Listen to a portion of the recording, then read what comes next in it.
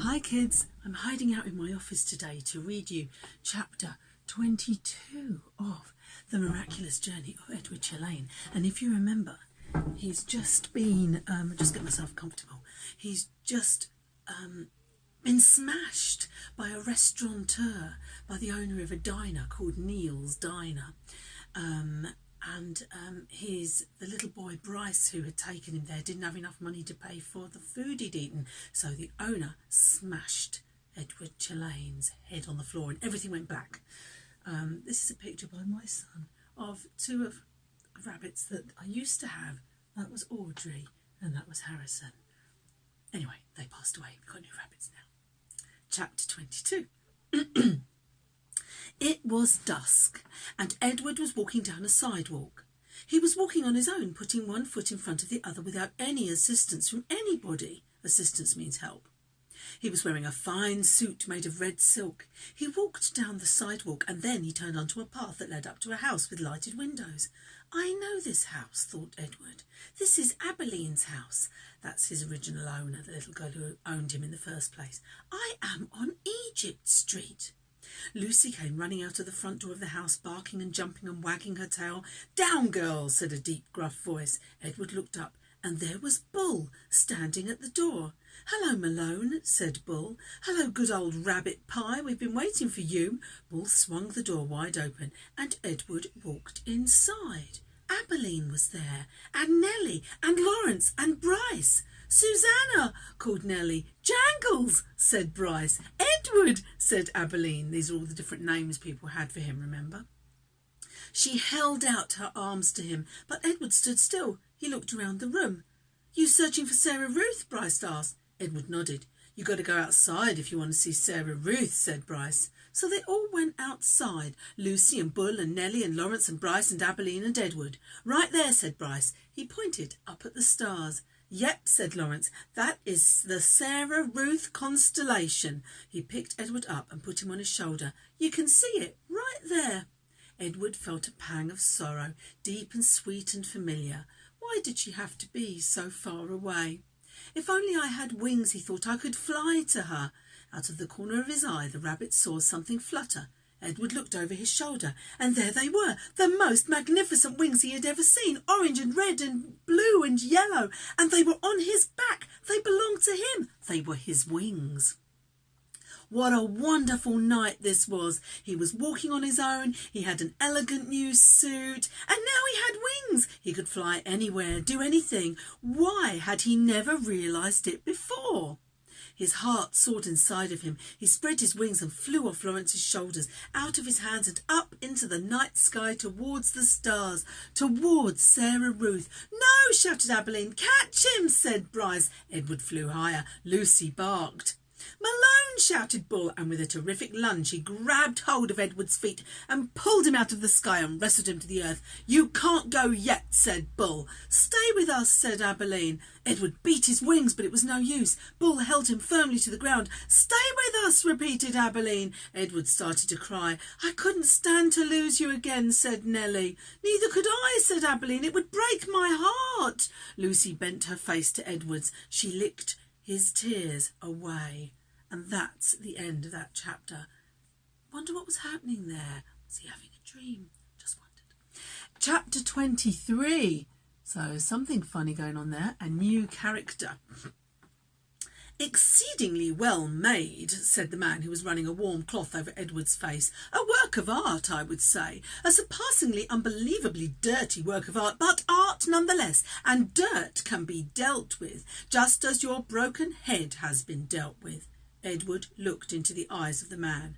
"Ah, there you are," the man said. "I can see that you are listening now. Your head was broken. I fixed it. I brought you back from the world of the dead." "My heart," thought Edward, "my heart is broken." No need to thank me," the man said. "It's my job, quite literally. Allow me to," excuse the siren outside, "allow me to introduce myself. I am Lucius Clark, doll mender. Your head, may I tell you? Will it upset you? Well, I always say the truth must be met head on. No pun intended. Your head, young sir, was in 21 pieces. 21 pieces? Edward repeated mindlessly. Lucius Clark nodded. 21, he said. All modesty aside, I must admit that a lesser a doll mender without my skills, might not have been able to rescue you. But let's not speak of what might have been. Let us speak instead of what is. You are whole. You have been pulled back from the brink of oblivion by your humble servant, Lucius Clark. And here, Lucius Clark put his hand on his chest and bowed deeply over Edward. This was quite a speech to wake up to, and Edward lay on his back, trying to absorb it. He was on a wooden table. He was in a room with sunshine pouring in from high windows. His head apparently had been in 21 pieces and now was put back together into one. He was not wearing a red suit. In fact, he had no clothes on at all. He was naked again, and he did not have wings. And then he remembered Bryce, the diner, Neil swinging him through the air. Bryce, you are wondering perhaps about your young friend, said Lucius, the one with the continually runny nose? Yes, he brought you here weeping, begging for my assistance. Put him together again, he said. Put him back together. I told him, I said, young sir, I am a businessman. I can put your rabbit back together again for a price. The question is, can you pay this price?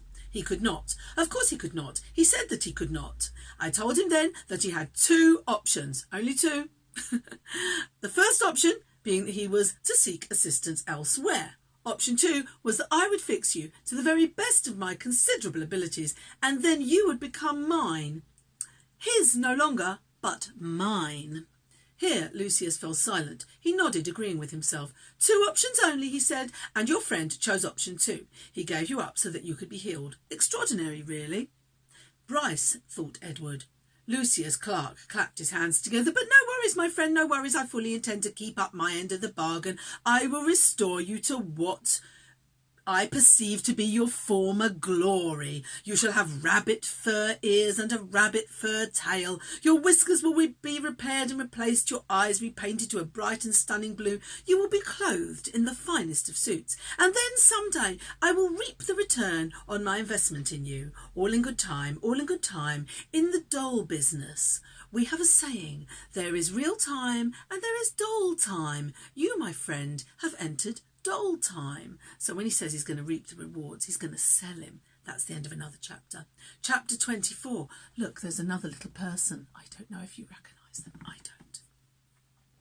And so Edward Tulane was mended and put together again, cleaned and polished, dressed in an elegant suit and placed on a high shelf for display. From this shelf Edward could see the whole shop, Lucius Clark's workbench and the windows to the outside world and the door to the customers used to enter, and the door the customers used to enter and leave. From this shelf Edward saw Bryce open the door one day and stand in the threshold, the silver harmonica in his left hand flashing brilliantly in the sunlight flooding in through the windows. Young sir, said Lucius, I'm afraid that we made a deal. There, Bryce has come back to the shop. I think he wants Edward back. Well, whatever he called him. Did he call him Edward? What did he call him? Can't remember his name. Can't I see him? Said Bryce. Jangles, he called him Jangles. Can't I see him? Asked Bryce. He wiped his hand across his nose, and the gesture filled Edward with a terrible feeling of love and loss. I just want to look at him. Lucius Clark sighed. You may look, he said. You may look, and then you must go and not come back. I cannot have you in my shop every day mooning over what you have lost. Yes, sir, said Bryce. Lucius sighed again. He got up from his workbench and went to Edward's shelf and picked him up and held him so that Bryce could see him. Hey, Jangles, said Bryce, you look good. The last time I seen you, you looked terrible. Your head was busted in and... He is put together again, said Lucius, as I promised he would be. Bryce nodded. He wiped his hand across his nose. Can I hold him? He asked. No, said Lucius. Bryce nodded again. Tell him goodbye, said Lucius Clark. He is repaired. He has been saved. Now you must tell him goodbye. Goodbye, said Bryce. Don't go, thought Edward. I won't be able to bear it if you go. And now you must leave, said Lucius Clark. Yes, sir, said Bryce, but he stood without moving, looking at Edward. Go, said Lucius Clark. Go. Please, thought Edward, don't. Bryce turned. He walked through the door of the doll mender's shop. The door closed. The bell tinkled, and Edward was alone. End of another chapter. Chapter 25. Look, there's a whole bunch of dolls there on a shelf.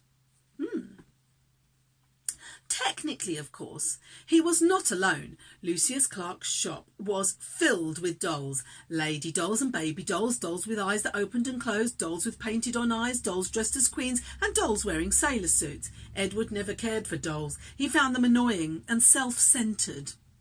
Twittery and vain. This opinion was immediately reinforced by his first shelf-mate, a china doll with green glass eyes and red lips and dark brown hair. She was wearing a green satin dress that fell to her knees. "What are you?" she said in a high-pitched voice when Edward was placed on the shelf next to her. "I'm a rabbit," said Edward. The doll let out a small squeak. "You're in the wrong place," she said. "This is a shop for dolls, not rabbits." Edward said nothing. "Shoo," said the doll. "I would love to shoo," said Edward, "but it is obvious that I cannot." After a long silence, the doll said, "I hope you don't think that anyone is going to buy you." Again, Edward said nothing. "The people who come in here want dolls, not rabbits. They want baby dolls or elegant dolls, such as myself. Dolls with pretty dresses, dolls with eyes that open and close." "I have no interest in being purchased," said Edward. Purchased is a big word for bought. The doll gasped. "You don't want somebody to buy you," she said. "You don't want to be owned by a little girl who loves you." Sarah, Ruth, Abilene, these names went through Edward's head like the notes of a sad, sweet song. "I have already been loved," said Edward. "I have been loved by a girl named Abilene. I have been loved by a fisherman and his wife and a hobo and his dog. I have been loved by a boy who played the harmonica and by a girl who died. Don't talk to me about love. I have known love." The impassioned speech shut up Edward's shelfmate for a considerable amount of time. "Well," she said at last, "still, my point is that no one is going to buy you." They did not speak to each other again. The doll was sold 2 weeks later to a grandmother who was purchasing her for a grandchild. "Yes," she said to Lucius Clark, "that one right there, the one with the green dress. She's quite lovely." "Yes," said Lucius, "she is, isn't she?" And he plucked the doll from the shelf. "Goodbye and good riddance," thought Edward. The spot next to the rabbit stayed vacant for some time. Day after day the door to the shop opened and closed, letting in early morning sun or late afternoon light, lifting the heart of the dolls inside, all of them thinking that when the door swung wide, that this time, the person entering the shop would be the one who wanted them. Edward was the lone contrarian, which means he was thinking something else. He prided himself on not hoping and not allowing his heart to lift inside of him. He prided himself on keeping his heart silent, immobile, which means not moving, closed tight. "I am done with hope," thought Edward Tulane. And then one day at dusk, right before he closed the shop, Lucius Clark placed another doll on the shelf next to Edward. Chapter 26 coming up next.